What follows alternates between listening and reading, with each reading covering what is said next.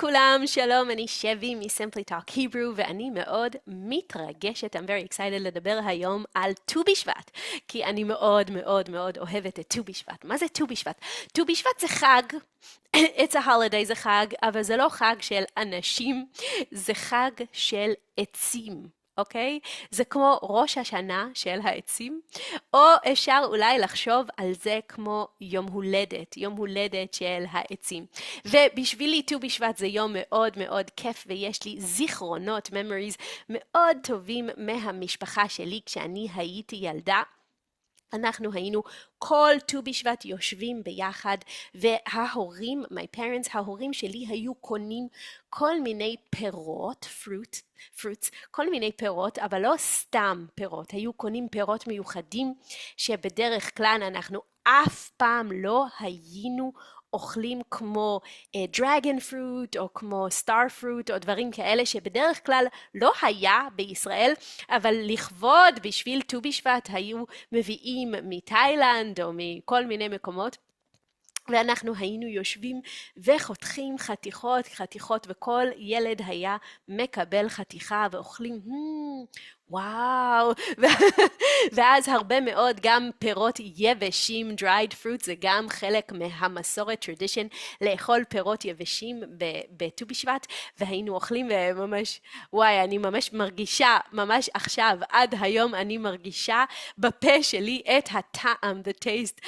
של הפירות היבשים, שהיינו ממש חותכים באמצע, כל אחד היה מקבל חלק קטן של פרי יבש, ואני מכירה סיפורים, הרבה מאוד סיפורים על לפני 100 שנה באירופה, הם היו מביאים תפוז, אורנג', תפוז אחד מארץ ישראל, תפוז אחד לכל המשפחה או אולי לשתי משפחות, וכל אחד היה מקבל חתיכה קטנה של תפוז אוכל, וזה מאוד מעניין שהם היו אוכלים תפוז מארץ ישראל ואנחנו אוכלים דרגון פרוט מתאילנד, אבל כולם שמחים מאוד ואומרים תודה להשם על כל הפירות היפים והטעימים. וזה גם גורם לי לחשוב מחשבה מעניינת עוד מעט. אנחנו נדבר על ט"ו בשבט וכל הדברים, מה היה פעם והיום, אבל זה גורם לי לחשוב על סיפור שאני שמעתי מאיזה ידיד שלי שהוא היה באוגנדה, אוקיי? הוא היה רופא והוא הלך להתנדב, to volunteer, הוא הלך להתנדב באוגנדה. והוא היה בכפר, כפר זה village, בכפר ממש קטן באוגנדה, והם נתנו לו קפה לשתות. וכשהוא שותה קפה, הוא תמיד אוכל שוקולד, קצת שוקולד מריר, ככה אומרים בעברית, dark chocolate, קצת שוקולד מריר. אז הוא הוציא קצת שוקולד, והייתה אישה והילד שלה, והם הסתכלו והם אמרו, מה זה? הם היו בכפר, village ממש קטן, מאוד רחוק מהעיר, והם אף פעם לא ראו שוקולד. והוא אמר, זה שוקולד, אתם רוצים? והוא נתן קובייה, איך אומרים? square, like a piece, בכל אופן. הוא נתן a piece, קובייה לאמא ולילד. והאמא היא אכלה, לא, זה מתוק מדי, אוקיי? It's too sweet. מתוק מדי, אז היא נתנה את זה לילד שלה, אוקיי? ואז הילד היה לו 2 קוביות, והוא אכל ככה, הידיד שלי סיפר, הוא אכל את זה, זה לקח לו, it took him, זה לקח לו חצי שעה לאכול 2 קוביות של שוקולד, קצת, וזה ממש אני חושבת מאוד מאוד מעניין, כי אנחנו חיים בעולם כל כך מודרני, והכל כל כך לא חושבים, אנחנו הולכים לסופרמרקט לא חושבים, וזה מאוד מאוד יפה שפעם בשנה בט"ו בשבט אנחנו עוצרים ומסתכלים על הפירות, ואוכלים וקצת חושבים וקצת אומרים תודה על כל הפירות הכל כך יפים וכל כך טעימים וכל כך בריאים. אז מה עושים בט"ו בשבט? אז לפני שאני מספרת מה עושים בכל קהילה וקהילה, in every community, כי זה קצת שונה, אני רוצה להסביר משהו קצת על היהדות, about Judaism. אז בעבר, in the past, היהדות הייתה מאוד חקלאית, ככה אומרים agricultural, אוקיי? חקלאית. כל החגים הגדולים שיש לנו בתנ"ך, זה מאוד מאוד מעניין. הם גם חגים של ההיסטוריה היהודית, לזכור את ההיסטוריה היהודית, אבל זה ממש ממש מעניין, באותו זמן כל החגים האלה הם גם חגים חקלאיים, agricultural, זה גם וגם, וכל זה בתנ"ך. אז פסח הוא גם חג החירות, the freedom holiday, וכולם יודעים שזה החג שאנחנו אומרים, האקסודוס ממצרים, מאיג'פט, וואו, אנחנו יצאנו מאיג'פט, אנחנו היינו עבדים, we were slaves, וכל זה, ומדברים על זה, אבל זה גם חג האביב, the spring holiday, בסדר? זה גם וגם. וזה מאוד מעניין, וזה מעניין לדעת מה הם היו עושים בבית המקדש, in the temple, בזמן של בית המקדש. אז בפסח היו עושים משהו ממש ממש יפה, כי זה הזמן של הקציר, קציר זה harvest, בסדר? זה הזמן של הקציר, וזה ממש ההתחלה של הקציר, כי זה באביב, אחרי החורף הקשה, סוף סוף סוף סוף גדלו כל השיבולים וכל השעורה, שעורה זה barley, אבל אסור, it's prohibited, אסור לאכול, לא. מה? מחכים לטקס, to a ceremony, טקס מאוד מאוד מעניין שעושים בבית מקדש, in the temple. מה הטקס? אז בפסח ממש, הכהנים היו הולכים לשדה, to a field, לשדה, זה, אני ממש אוהבת את זה, לשדה ליד ירושלים, שדה של שעורה של ברלי, וכל האנשים היו באים, והיה ממש מסיבה, וזה היה מאוד מעניין, והם היו קוצרים, they would harvest, הם היו הכהנים היו קוצרים את השעורה, את הברלי. ואז הם היו מביאים לבית המקדש, to the temple, את השעורים, ושם היה טקס, היה את ה-ceremony, טקס ממש ממש חשוב, והיו לוקחים, קוראים לזה עומר זה בערך 2.5 ליטר, אוקיי? 2.5 ליטר של שעורים, והיו שמים קצת שמן זית, והיו מרימים את זה, ועושים כל מיני דברים, ואז היו שמים את זה לקורבן, קורבן זה sacrifice, ואנחנו חושבים, כשאנחנו חושבים על המילה קורבן, sacrifice, אנחנו חושבים על sacrifice של חיות, של animals, אבל בבית המקדש היו גם הרבה מאוד קורבנות של צמחים, of vegetation, בסדר? אז של יין, של שמן, של לחם, וזה היה קורבן של שעורה. אז היו עושים קורבן וכל מיני דברים, ואז היו אומרים, אוקיי, עכשיו אפשר לאכול, עכשיו אחרי שאנחנו אמרנו תודה ונתנו את זה להשם, עכשיו אפשר לאכול את השעורים. ואנשים, זה אני קראתי Temple Institute, הם ממש מתארים, they describe, זה מאוד מעניין, איך כל האנשים היו יוצאים מיד אחרי הטקס, the ceremony, ובכל ירושלים היו הרבה מאוד אנשים שמוכרים, they're selling, שמוכרים את השעורים שלהם, כי עכשיו אפשר לאכול, אז כולם יכולים לבוא ולקנות, וזה היה ממש מסיבה. וזה היה גם זמן שהרבה אנשים היו באים לירושלים, במיוחד כי זה חג, it's a holiday, היו באים, אז היה הרבה אנשים והרבה בלגן ושוק, וזה מאוד מאוד מאוד חמוד. אז זה היה קורה בפסח, אוקיי? מה היה קורה בשבועות?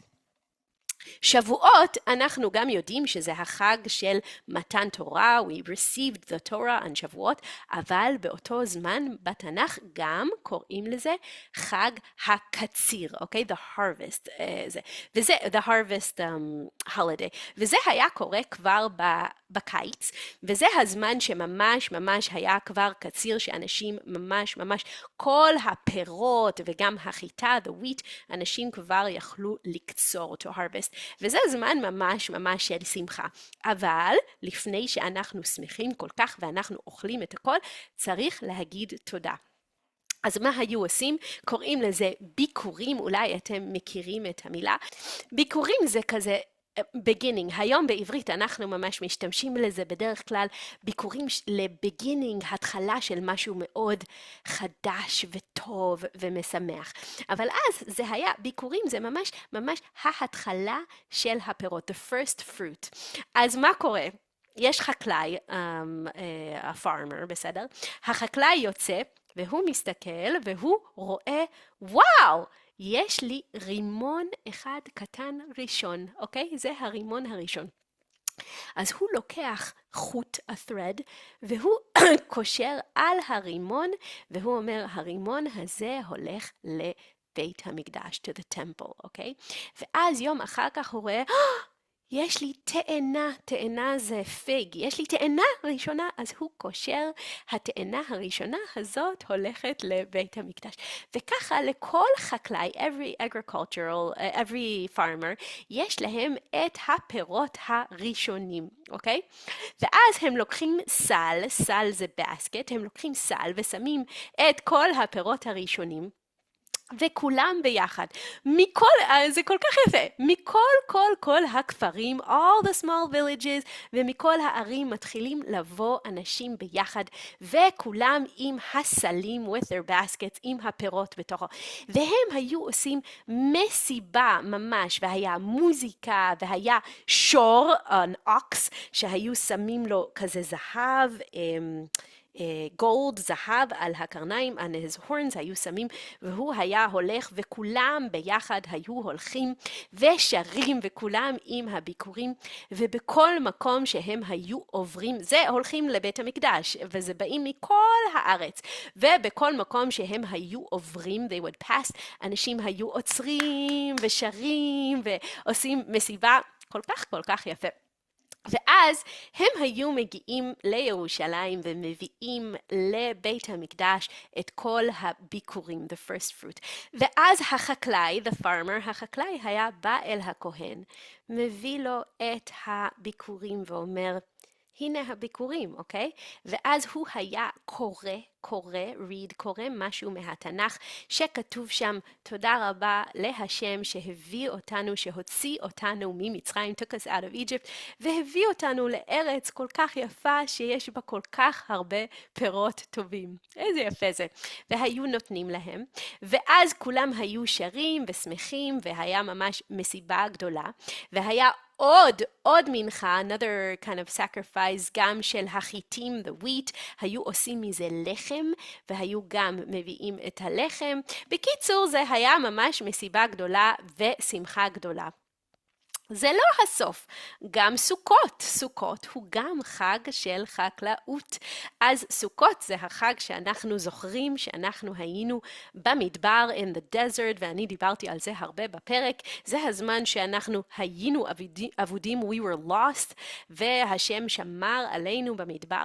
אבל סוכות הוא גם חג האסיף, the holiday of collecting your fruit, בסדר?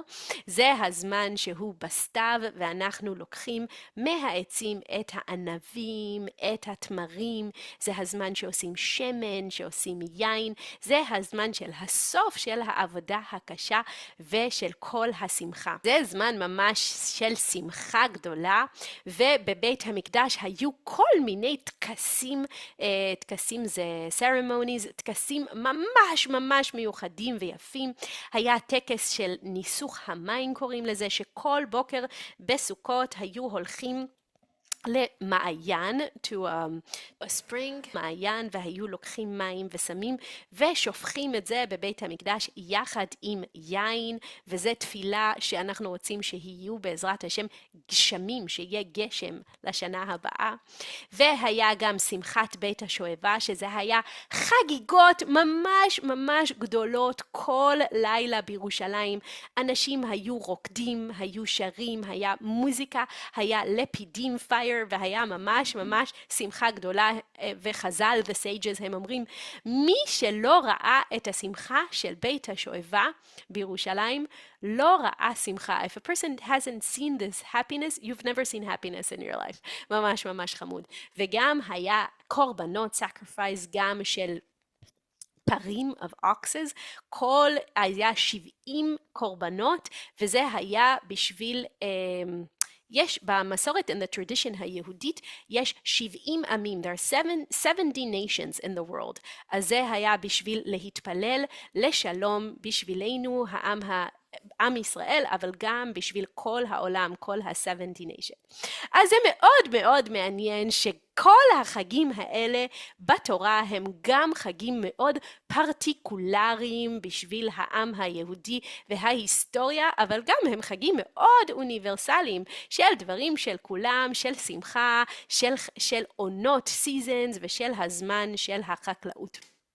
אז היום אין לנו בית מקדש, we have no temple, ואחרי 2000 שנה שעם ישראל לא היה בארץ ישראל, אנחנו כבר שכחנו את כל הדברים האלה, ואפילו שאני למדתי הרבה מאוד בבית ספר, לא למדתי כל כך הרבה על הדברים האלה, קצת, אבל זה לא משהו שממש מדברים עליו הרבה, כי בנפש שלנו הרבה זמן אנחנו כבר לא כל כך קשורים לאדמה, ועכשיו בכלל, אנחנו חיים בעולם מודרני, שאנחנו קונים פירות וירקות בסופר. אני אפילו לא יודעת בדיוק איך חיטה וויט נראית, ומה זה ברלי, שעורה, אני לא יודעת. אז ט"ו בשבט זה ממש ממש זמן טוב להיזכר, to re-remember, להיזכר בכל הדברים האלה, וזמן טוב קצת לחשוב ולומר תודה. והחכמים, the sages, החכמים אומרים שבזמן שהשם ברא, created, את אדם הראשון, הוא שם אותו בגן עדן, in the garden of Eden, הוא שם אותו בגן עדן, ואז הוא לקח אותו, והוא הראה לו את כל העצים. הוא אמר, תראה את העץ הזה, תראה את העץ הזה, תראה את העץ הזה, תראה את העץ הזה, כל עץ, והוא אמר לו, תסתכל, איזה יופי, ככה השם, ככה אלוקים אמר לאדם ראשון, תראה איזה יופי, וואו. וכל מה שאני עשיתי, אני בראתי, אני בראתי בשבילך, אוקיי? ככה השם, זה הסיפור שחז"ל אומרים את זה בקהלת רבה. הם אומרים, כל מה שאני בראתי בשבילך, אבל אתה צריך לחשוב שלא תקלקל, you shouldn't ruin, ושלא תחריב, and you shouldn't destroy, אז שלא תקלקל ושלא תחריב את העולם שלי, כי אם אתה תקלקל, if you will destroy it, אין מי שיתקן אחריך. There is no one who will fix it after you. אני חושבת שזה ממש מעניין, כי למה? מי יתקן? לא. השם שם את אדם הראשון בגן עדן ואומר לו, עכשיו זה האחריות שלך. It's your responsibility. אתה צריך לדאוג שאתה לא מקלקל, that you don't ruin and destroy the world. אז חזרה לט"ו בשבט, אוקיי? ט"ו בשבט במקור, in the origins, זה חג מאוד מאוד טכני, בסדר? זה לא חג שיושבים עם פירות ואוכלים, זה היה בחגים הממש גדולים, אוקיי? אבל בט"ו בשבט יש בתורה הרבה מצוות, commandments, שהן קשורות לחקלאות, agriculture, בסדר? הרבה מאוד. לפעמים אנחנו צריכים לדעת בין כמה, בין כמה העץ. העץ הוא בין שנה או בין 3 שנים או משהו כזה. אז ליטרלי אני צריכה לדעת מתי היום הולדת של העץ. אז איך אני יודעת? ט"ו בשבט זה היום הולדת, אוקיי? אז ממש, זה היום הולדת שכל העצים. אז אוקיי, לפני שאני מסיימת ורוצה לספר לכם קצת על המנהגים ו-tradition שיש בכל מיני קהילות, איך חוגגים את ט"ו בשבט, אני רוצה לדבר על עוד מילה אחת קטנה, על איזה מצוות commandments, איזה מצוות יש בתורה שקשורות לחקלאות, בסדר? To agriculture, כי יש הרבה מאוד, אוקיי? אז חלק הם באמת אחריות, responsibility, אחריות לאדמה, וחלק הם אחריות לאנשים אחרים, אז אני אביא רק קצת כמה דוגמאות, example. אז המצווה הראשונה זה שמיטה זה כמו שבת לאדמה, אוקיי? כל 7 שנים, ככה כתוב בתורה, צריך לקחת הפסקה ולא לעבוד את האדמה בכלל. הוא צריך לתת לאדמה לנוח, אוקיי? וזו מחשבה כל כך יפה, כי גם אנחנו נחים, we rest, אנחנו נחים כל שבוע יום אחד, וגם האדמה צריכה גם לנוח, וגם החקלאים, farmers, הם גם צריכים לנוח. אז זה זמן בשביל האדמה להתחזק, to get stronger, וזמן בשביל החקלאים לנוח וללמוד תורה. מאוד מאוד מעניין. יש גם מצוות חברתיות, social commandments, בסדר, שקשורות לחקלאות, וזה מצוות בשביל האנשים שיש להם שדה, הפילד, הם צריכים להשאיר, to leave, להשאיר קצת בשביל העניים, the poor people, בשביל הגרים, the strangers, בשביל היתומים, the orphans, והאלמנות, the widows, בסדר? אז יש 3 מצוות, הראשונה היא לקט, אוקיי? אז בזמן שאנחנו קוצרים, we harvest, אנחנו קוצרים את השיבולים, the barley, או אולי את החיטים, the wheat, אז הרבה פעמים נופל קצת, כי אנחנו מחזיקים וזה נופל קצת, אוקיי? נופל, it falls, a few of the barleys fall on the ground, בסדר? אסור להרים את זה, you're not allowed to pick it up, בסדר? משאירים את זה על האדמה בשביל האנשים שצריכים. זה לקט. יש גם שכחה, אוקיי? אז אם אנחנו עושים ממש, אנחנו עושים כאלה חבילות, like packages, חבילות של שיבולים או של חיטים, ואנחנו שמים, ואם אני שכחתי, אוי, אני שכחתי, אני לקחתי, עשיתי 30 ואני לקחתי רק 29, שכחתי 1, או אולי אני שכחתי אולי 5 בשדה, לא יכולה לחזור ולקחת, אני צריכה להשאיר את זה בשביל האנשים שצריכים. והדבר השלישי זה פאה, שתמיד צריך להשאיר קצת, to leave a little bit in the corner, כמו פה, קצת בפינה להשאיר קצת גם בשביל עניים. אז היום אנחנו לא עושים את כל הדברים האלה של המסיבות הגדולות, אבל אולי בגלל זה, ט"ו בשבט שהיה חג מאוד טכני, כבר כמה מאות שנים, a few hundred years, התחיל להיות החג של הפירות והחג של השמחה עם הטבע בשביל היהודים. וזה משהו קצת חדש, אוקיי? כמה מאות שנים יהודים התחילו לעשות מסיבות קטנות בט"ו בשבט, מסיבות עם פירות. וזה מאוד מעניין וזה גם קצת טרגי, בגלל שהיהודים כל כך הרבה שנים בגלות and the diaspora, היה אסור, they were prohibited, היה אסור להם, הם לא היו יכולים להיות חקלאים בכל מיני מקומות באירופה עם הנצרות, Christianity, אבל גם בארצות האסלאם לפעמים היו הגבלות, כך אומרים limitations, הגבלות מאוד מאוד קשות על היהודים והם לא יכלו, הם לא יכלו לעבוד את האדמה וזה באמת מאוד מאוד עצוב. וזאת גם אחת הסיבות, one of the reasons, אחת הסיבות שהרבה יהודים עבדו בדברים שקשורים, that are related, שקשורים לכסף. כי הם ידעו לקרוא ולכתוב ממש טוב, הם ידעו מספרים והם לא יכלו לעבוד את האדמה, אז הם עבדו וזה עשה הרבה מאוד סטריאוטיפים והרבה מאוד אנטישמיות. אז בט"ו בשבט זה זמן שבו אנחנו חוגגים, we celebrate את הקשר שלנו לאדמה, את התודה על העצים, ומה שמעניין זה שכל קהילה, every community, עושה את זה בסטייל שלה. אז לדוגמה, for example, באירופה, היהודים באירופה היו עושים ריבה, ג'ם מאוד אירופאי, מזרח אירופאי, Eastern Europe, מאוד מזרח אירופאי, היו עושים ריבה, אבל לא סתם ריבה, ריבה של אתרוגים, אתרוגים זה הפרי, the fruit המיוחד שיש לנו בסוכות, אז היו שומרים, they would keep it, היו שומרים את האתרוג ואז עושים ריבה, ואז אוכלים את זה בט"ו בשבט. אבל בספרד היו עושים אשורה, שאשורה זה כמו porridge, כמו דייסה, עם הרבה מאוד פירות, אבל אשורה זה לא רק משהו שיהודים עושים, הרבה מאוד אנשים גם מוסלמים וגם נוצרים, Christians, גם היו עושים אשורה לאירועים מיוחדים, special occasions, אז זה חמוד.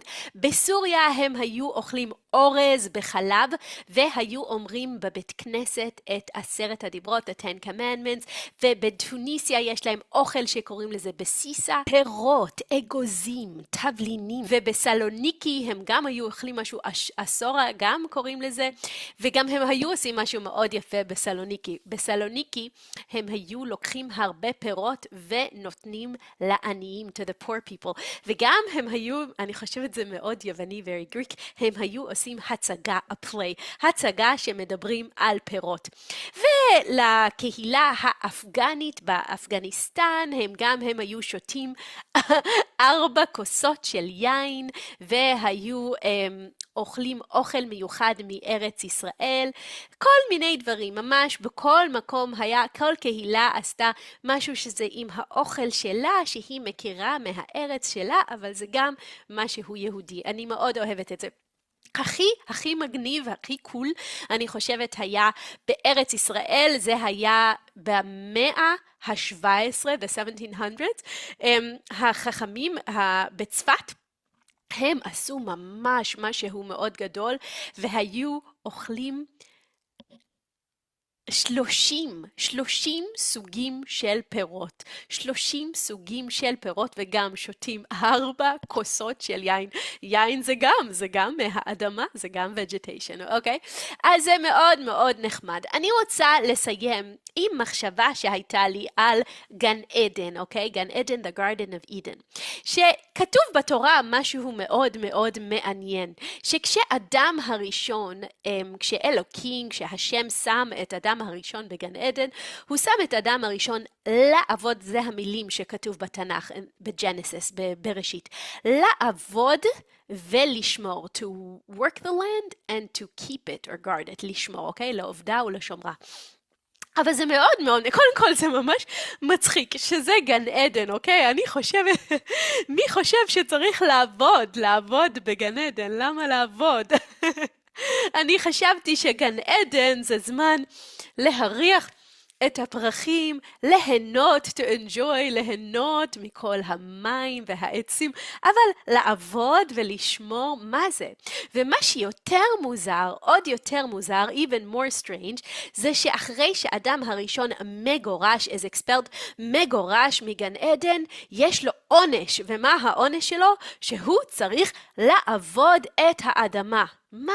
אז גם בגן עדן הוא עובד את האדמה, וגם אחרי העונש, the punishment, אחרי העונש כשהוא מגורש, גם הוא צריך לעבוד את האדמה. מה ההבדל? What is the difference? ההבדל הוא המילה לשמור. מה זה לשמור? אז אנחנו רואים את המילה לשמור עוד פעם, התנ"ך, כשהתורה מדברת על קין והבל, אוקיי? אז קין הרג את הבל, ואז השם בא ושואל את קין, איפה הבל? וקין אומר משפט מאוד מאוד מעניין, הוא אומר, השומר אחי אנוכי, am I my brother's keeper? מה הוא אומר? הוא אומר, am I responsible for my brother? He has his own life. I'm not responsible for him. אז הוא אומר, השומר אחי אנוכי. So הוא משתמש במילה שומר. והוא משתמש בזה כמו responsibility. I'm not responsible for my brother. אז המילה שומר, to guard or to keep, היא בעצם responsibility, אוקיי? ופה אנחנו רואים משהו כל כך מעניין. שההבדל, the difference, ההבדל בין גן עדן לבין גהנום hell, the difference between heaven and hell, זה האחריות שלנו, our responsibility. אם אנחנו עובדים את האדמה, ואנחנו מסתכלים כל הזמן ורואים מי צריך אוכל, איזה עניים, poor people יש פה, מי צריך ורוצים לעזור, ואנחנו גם מסתכלים על האדמה, ואנחנו רואים שהאדמה צריכה לנוח, ואנחנו לוקחים אחריות, זה לא רק מה שצריך לעשות, זה גן עדן, זה חיים טובים. אנחנו מרגישים טוב, אנחנו בהרמוניה עם העולם, בהרמוניה עם האנשים, אנחנו יכולים לישון בלילה טוב, כי אנחנו יודעים שאנחנו עושים את הדבר הנכון, וזה גן עדן, זה המשמעות, the definition, זאת ההגדרה של גן עדן, לעבוד ולשמור, להיות באחריות. אבל אם אנחנו לוקחים את האחריות ואנחנו זורקים כמו קין, שהוא אומר, השומר, אחי אנוכי, am I responsible for my brother? Am I my brother's keeper? אז אנחנו חיים בגהנום, in hell. כי כשאנחנו רק חושבים על עצמנו, ואז אנחנו צריכים לעבוד את האדמה, וזה קשה, וזה לא כיף, כי אנחנו לא רוצים, ואין לנו את האחריות. אז גן עדן, the garden of Eden, זה לא רק המקום, כי בעברית גן עדן זה גם heaven, זה גם garden of Eden, הסיפור מהתנ"ך, וזה גם ככה אומרים heaven, בסדר? אז בשבילנו heaven זה לא רק המקום שבו אנחנו יכולים לנוח ולהריח קצת את הפרחים, זה המקום שאנחנו בהרמוניה עם העולם. והרמוניה עם העולם זה להיות באחריות. ובאמת הסייג'ס, החכמים, הם אומרים משהו כל כך יפה, הם אומרים שכשהשם לקח את האדם ושם אותו בגן עדן, הוא לקח אותו והראה לו כל עץ ועץ, הוא אמר לו, תראה את העץ הזה, תראה איזה יופי, תראה איזה יופי, וואו, והראה לו את כל העצים, והוא אמר, זה כל כך יפה, נכון? אתה רואה? תסתכל, אתה רואה איזה יופי, ככה חז"ל אומרים, ככה הסייג'ס אומרים, שהשם אמר לו, see how wonderful is what I made, וכל זה אני עשיתי בשבילך. אבל אתה צריך לשים לב, to pay attention ולראות שאתה לא מקלקל, that you're not destroying, ושאתה לא מחריב, and you're not destroying. You're not ruining and you're not destroying. אתה צריך לראות שאתה לא מקלקל ולא מחריב את העולם שלי. כי, וזה מה שהחכמים אומרים, אם אתה תקלקל, if you're gonna ruin, אין מי שיתקן. No one else is gonna fix what you've ruined. וזה בדיוק האחריות, the responsibility, להבין שאם אנחנו נקלקל, אף אחד אחר לא יעזור. אנחנו צריכים לעשות את הדבר הנכון ולהיות באחריות. אני חושבת שזה רעיון ממש יפה. תודה רבה לכולם, שיהיה לנו חג שמח, הרבה שמחה, הרבה פירות, הרבה יופי ואחריות והרמוניה עם האדמה ועם האנשים אחרים. להתראות כולם. ביי.